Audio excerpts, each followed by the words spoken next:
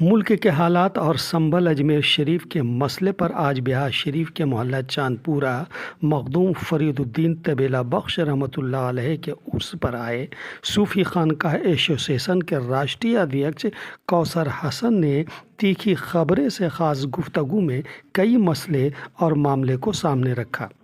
उन्होंने ये भी कहा कि सूफ़ी खानकाह चाहती है कि मुल्क में पहले की तरह भाईचारगी और अमन व अमान बरकरार रहे ताकि हमारा मुल्क और पहले की तरह फले फूले। नफ़रत से किसी का भी भला नहीं होने जा रहा है। इस मौके पर चैनपुरा खानकाह के गद्दी नशीं हाफिज़ महताब भी मौजूद थे। ये अभी हिंदुस्तान में बहुत सारे मसले आ रहे हैं, कभी संभल तो कभी अजमेर शरीफ तो कभी शाही जाए मस्जिद ईदगाह। इस पर कहा जा रहा है कि यह मंदिर है और मंदिर तोड़ करके इसका निर्माण हुआ है। इस पर आपका सूफ़ी खानकाह एसोसिएशन क्या कहती है? देखिए, सूफ़ी खानकाह एसोसिएशन का ये मानना है कि जिस तरीके से हिंदुस्तान में एक साजिश के तहत चीज़ों को लाया जा रहा है, कभी संभल का मस्जिद का मामला हो या अजमेर शरीफ के दरगाह का मामला हो या बदायूं की जामा मस्जिद का मामला हो, ये जो चीज़ें लाई जा रही हैं, ज़ाहिर सी बात है कि इसके पीछे कोई एक ऐसी साजिश काम कर रही है जो इस हिंदुस्तान की गंगा जमनी तहज़ीब को मिटाने का काम करना चाहती है। देखिए, अजमेर शरीफ दरगाह के ऊपर जो वाद लाया गया है, जो मुकदमा दाखिल किया गया है, कानून को आड़ बना करके जो एक पिटीशन दाखिल की गई है, दरअसल वो सिर्फ एक पिटीशन नहीं है। हमारा ये मानना है कि दरगाह सैयदना ख्वाजा मोइनुद्दीन हसन चिश्ती संजरी अजमेरी रहमतुल्लाह ताला अलैह, ये वो मरकज़ है जहाँ से पिछले 850 साल से हिंदुस्तान में हिंदू और मुसलमानों के बीच में मोहब्बत, अमन और भाईचारे का पैगाम दिया जा रहा है। इस दरगाह शरीफ को निशाना बनाना, ज़ाहिर सी बात है कि इसके पीछे एक बहुत बड़ा मकसद है, बहुत बड़ी कॉन्स्पिरेंसी है जो हिंदुस्तान की हिंदू मुस्लिम एकता को, हिंदू मुस्लिम इत्तेहाद को तोड़ देना चाहती है। अच्छा, वो तो चाह रहे हैं कि सिर्फ इसका सर्वे हो, तो सर्वे होने में क्या दिक्कत है? बात सिर्फ सर्वे की नहीं है, बात सिर्फ इस बात की है कि सर्वे की बात आना ही अपने आप में शक पैदा करता है। अगर वो 1911 की लिखी हुई वो हरविलास शारदा की किताब को आधार बना करके चीज़ों को ला रहे हैं, तो हमारे पास तो उससे भी बड़ा आधार है, और वो ये आधार है कि इस खानकाह हज़रत ख्वाजा मोइनुद्दीन चिश्ती रहमतुल्लाह ताला अलैह की जो दरगाह है, इस दरगाह की सबसे पहली तामीर जो है वह हज़रत बाबा फरीदुद्दीन गंज शकर रहमतुल्लाह ताला अलैह ने कराई थी। और उस दरगाह को तामीर कराने वाले बाबा फरीदुद्दीन गंज शकर रहमतुल्लाह ताला अलैह वो शख्सियत हैं जिनके लिखे हुए दोहे गुरु ग्रंथ साहब में दर्ज हैं। और सबसे बड़ी बात यह है कि जिस तरीके से ये याचिका दाखिल करके 1911 की किताब को आधार बना करके शक और शकूक पैदा किए जा रहे हैं, तो हमारा तो ये मानना है, हमारा तो ये कहना है कि मलिक मोहम्मद जायसी जैसे फ़कीर जिन्होंने ये कहा कि सरग नखत तन रोवा तेते बिदना के मारग है जेते, क्या ऐसे फ़कीर जो हिंदू मुस्लिम इत्तेहाद के लिए ज़िंदगी भर कट्टरपंथियों के फतवे झेलते रहे, ये माज़अल्लाह सुम्मा माज़अल्लाह क्या किसी मतलब जो है वो मंदिर को दरगाह मान करके ज़ियारत करने के लिए जाते थे? ये बहुत बड़ा सवालिया निशान उस शख्स ने याचिका दाखिल करके न सिर्फ हिंदू मुस्लिम इत्तेहाद को तोड़ने का काम किया है, बल्कि उन सारे बुजुर्गान दीन, उन सारे औलिया किराम और उन सारे सूफिया किराम जिन्होंने इस मुल्क की यकजहती के लिए अपना सब कुछ कुर्बान कर दिया, उनके ऊपर शक जाहिर करता है। हुकूमत हिंद से तो हमारा मुतालबा है, बल्कि हमने तो सूफ़ी खानकाह एसोसिएशन की जानिब से सदर जमहूरिया को एक लेटर लिखा है और कहा है कि आप अपने विशेषाधिकारों का इस्तेमाल करते हुए न्यायाधीश, उस न्यायालय के न्यायाधीश को ये निर्देशित करें कि याचिका को खारिज करें, और रोज़ जो इस तरीके की याचिकाएँ आ जाती हैं, उन याचिकाओं को दाखिल करने वालों के खिलाफ दंडात्मक कार्रवाई के लिए कोई ऐसा ऑर्डिनेंस स्पेशल पास करें। कहा जा रहा है कि अजमेर शरीफ में बहुत सारी मंदिरें थीं जिसे ख्वाजा मोइनुद्दीन चिश्ती के दौर में तोड़ा गया, और जहां पर आपका मज़ार है वो भी एक मंदिर है।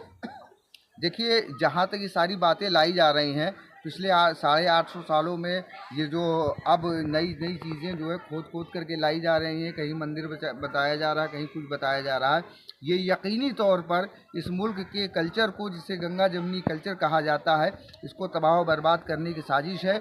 और इस तरीके का कहीं कुछ नहीं। देखिए, सबसे बड़ी बात तो ये है कि जिस मकाम को वो बता रहे हैं ख्वाजा साहब की दरगाह को मंदिर है, और ये कह रहे हैं कि मंदिर के वहाँ पर असरात मौजूद हैं। तो ये तो बड़ी हास्यास्पद बात है कि जिस मकाम को ये बात बता रहे हैं, जिस गर्भगृह को ये बात बता रहे हैं, वो चिल्ला हज़रत बाबा फरीदुद्दीन गंज शकर रहमतुल्लाह ताला अलैह का है, जहाँ पर हर साल मुहर्रम में 6 मुहर्रम से लेकर के 9 मुहर्रम तक सारे लोगों के लिए वो खोल दिया जाता है। और आस्ताना गरीब नवाज एक ऐसा आस्ताना है कि जहाँ पर हिंदू, मुसलमान, सिख, ईसाई सभी लोग जाते हैं। उन लोगों को आज तक ऐसी कोई चीज़ नज़र नहीं आई जो इस याचिका दाखिल करने वाले को नज़र आ गई। जाहिर सी बात है इसके पीछे एक बहुत बड़ी साजिश है, जिसका मकसद इस मुल्क में हिंदू और मुसलमानों के इत्तेहाद को तोड़ देना है। कुछ मीडिया वाले काफिर काफिर का लफ्ज़ इस्तेमाल कर रहे हैं। असल में काफिर किसे कहा जाता है? देखिए, जिस तरीके से ये काफिर और मुशरिक और इस्लाम में बहुत सारी चीज़ें हैं उनको लेकर के, जिनका ताल्लुक़ हिंदुस्तान से हो ही नहीं सकता और हिंदुस्तान से है भी नहीं, उनको लेकर के ये हवा में उड़ करके जिस तरीके से जो है माहौल ख़राब करने की कोशिशें कर रहे हैं, ये इंतहाई शर्मनाक बात है। लफ्ज़ काफिर का मतलब वो है जो अल्लाह तबारक ताला की ज़ात का मुनकर है, जो रब को नहीं मानता, रब के वजूद को नहीं मानता है, यानी उसको नास्तिक कहा जाता है। तो अगर ऐसे शब्दों का प्रयोग करके मुल्क का फ़िरका वाराना माहौल ख़राब किया जा रहा है, उसमें कोई भी शामिल हो, ये जाहिर सी बात है जो भी लोग करते हैं अपने निजी स्वार्थ के लिए, अपने मफाद के लिए सारी चीज़ों को करते हैं। ये बहुत गंदी बात है कि इंसान को इंसान से लड़ाने की बातें, भाई को भाई से लड़ाने की चीज़ें, ये बहुत ख़तरनाक हैं। वक्ती तौर पर तो इन चीज़ों से फ़ायदा उठाया जा सकता है, लेकिन एक अच्छे हिंदुस्तान के लिए, मुस्तकबिल के हिंदुस्तान के लिए ये सारी चीज़ें नाखुशगवार चीज़ें। हिंदुस्तान की और बहुत सारी मसाजिदों पर उंगली उठाई जा रही है। कहा जा रहा है कि यहाँ भी मंदिर है, तो वैसी सूरत में हिंदुस्तान का नक्शा क्या होगा?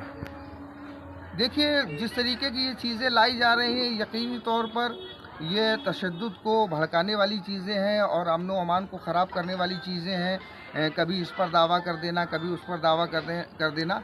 लेकिन राहत की बात यह है कि हिंदुस्तान का जो हमारा बहुसंख्यक हिंदू समाज है, बहुसंख्यक हिंदू समाज ही इन सब चीज़ों को पसंद नहीं करता। वो नहीं चाहता इस तरीके के तनाज़े हों। वो भी चाहते हैं और हम भी चाहते हैं कि हमारे बच्चों का मुस्तकबिल अच्छा हो, वो भी चाहते हैं कि हमारे बच्चों का मुस्तकबिल अच्छा हो। तो हम सब लोग मिल कर के एक प्रयास करें, और हम तो आपके इस चैनल के माध्यम से ये पूरे हिंदुस्तान के लोगों से अपील करना चाहते हैं, सारे हिंदू मुसलमानों से अपील करना चाहते हैं कि ये नफ़रत की सियासतें बहुत हो चुकी। आइए हम लोग अमन व अमान की बात करें, एक अच्छे हिंदुस्तान की बात करें। फरीदुद्दीन तबेला बख्श के उर्स में आए हैं, बगल में साहिब सज्जादा नशीं भी हैं। तो बुज़ुर्गों का आमद जो हिंदुस्तान में हुआ, वो किस मकसद से हुआ था? देखिए, जहाँ तक मेरा नज़रिया है, उस नज़रिए पर मैंने कई आर्टिकल भी लिखे हैं और कई मज़मून इस पर शाया भी हुए हैं। हमारा ये मानना है कि हिंदुस्तान में जिस तरीके से आक्रांताओं का दौर आया और आकर के हिंदुस्तान में अमन व शांति को उन्होंने खलत मलत करने की कोशिश की, उनके साथ ही बुजुर्गान दीन भी आए और उन्होंने जो आकर के यहाँ की आवाम को पैगाम दिया कि देखिए, ये जो हुक्मरान है, ये बादशाह हैं, इनका मकसद सिर्फ बादशाही है, बादशाहत करना है। ये जो इस्लाम के नाम पर ये सारी चीज़ें लेकर के आए हैं, ये वो चीज़ें नहीं हैं जो सही इस्लाम है। बुजुर्गान दीन का इन आक्रांताओं के पीछे पीछे हिंदुस्तान में आना और दीन की तबलीग करना, लोगों को सही रास्ता बताना था। और इस बात में की तस्दीक इस बात से होती है कि इन बुज़ुर्गों ने हुकूमत से हमेशा अपने आप को अलग रखा। यहाँ तक कि हमारे तमाम ऐसे औलियाए कामलीन गुज़रे जिनका जो है जाबिर हुक्मरानों ने सर तन से जुदा किया, जिनकी खालें खिंचवाईं, लेकिन वो राह हक़ की बात करते रहे और इंसानी उसूलों की बात करते रहे। आप वही पैगाम यहाँ से देना चाहते हैं? वही पैगाम हम जो है यहाँ से देना चाहते हैं कि हमारे मुल्क के आज जो मकसद है, आज जो सेमिनार किया जा रहा है, वो ये सेमिनार ये है कि भारतीय संस्कृति के संरक्षण में सूफियों का योगदान। हमारे बुज़ुर्गों ने, चाहे वो हज़रत अमीर खुसरो रहमतुल्लाह ताला अलैह से लेकर के सरकार वारिस पाक रहमतुल्लाह ताला तक, और बाबा बुल्ले शाह और दीगर मलिक मोहम्मद जायसी और दीगर जितने भी बुजुर्गान दीन गुज़रे हैं, इन्होंने जब हुक्मरान, जो विदेशी हुक्मरान यहाँ पर हमला करके आए और उन्होंने फ़ारसी जैसी ज़बान को थोपने का काम किया, तब इन बुज़ुर्गों ने हिंदी भाषा को संरक्षित करने का काम किया, संस्कृत को संरक्षित करने का काम किया और यहाँ की मकामी ज़बान में किताबें लिखी, तसनीफ़ की। तो हमारे बुज़ुर्गों ने हिंदुस्तान की संस्कृति और भाषा को और सभ्यता को संरक्षित करने का काम किया है। इसी विषय पर यहाँ आज सेमिनार भी जो है वो मुनक़्क़िद हो रहा है। क्या नाम हुआ आपका? मैं सूफी मोहम्मद कौसर हसन मजीदी, राष्ट्रीय अध्यक्ष सूफी खानका एसोसिएशन। आज हज़रत मखदूम सैयद फरीदुद्दीन तबेला बख्श चिश्ती रहमतुल्लाह अलैह का सालाना उर्स है और यहाँ सूफ़ी खानका के भी आए हुए हैं, यहाँ से ये पैगाम भी दे रहे हैं। तो इस मौके पर आप क्या पैगाम देना चाहेंगे या क्या मुतालबा चाहेंगे प्रधानमंत्री से, जो हालात अभी मौजूदा वक्त में हैं इस पर? हम तो प्रधानमंत्री साहब से मुतालबा यही चाहेंगे कि जो मुल्क में अमन शांति बरकरार रहे और आपसी जो पहले के ज़माने में हिंदू मुस्लिम इत्तेहाद बनी रहती थी वो भी कायम रहे। हर आदमी अपने अपने मुल्क मज़हब में अपने अपने लैंग्वेज में आज़ाद है। हर आदमी अपने अपने धर्म के हिसाब से अपना अपना काम करे और कोई किसी पे कोई किसी तरह का कोई तंज ना करे। समझना करें। तो ये जो मंदिर मस्जिद का मसला जो उठ रहा है लगातार, इस पर क्या कहेंगे? मंदिर मस्जिद का मसला ये वो लोग उठा रहे हैं जो जिनका समाज से कोई ताल्लुक़ नहीं है। मंदिर मस्जिद अच्छे लोग नहीं कर सकते। वजह यह है कि मंदिर अपनी जगह है, मस्जिद अपनी जगह है। जो लोग अच्छे लोग होंगे वो मस्जिद किसी गैर जगह किसी दूसरे की जगह पे बना ही नहीं सकते और जो अच्छे लोग होंगे धार्मिक वो मंदिर दूसरी जगह बना ही नहीं सकते। जिनको धर्म से कोई मतलब नहीं है वो मंदिर मस्जिद को खल्त मल करके मुल्क के अमन शांति के साथ अमन शांति के पैगाम को मतलब तोड़ रहे हैं और ताकि चाह रहे हैं कि मुल्क में किसी तरह से सूरत माहौल बिगाड़ा जाए।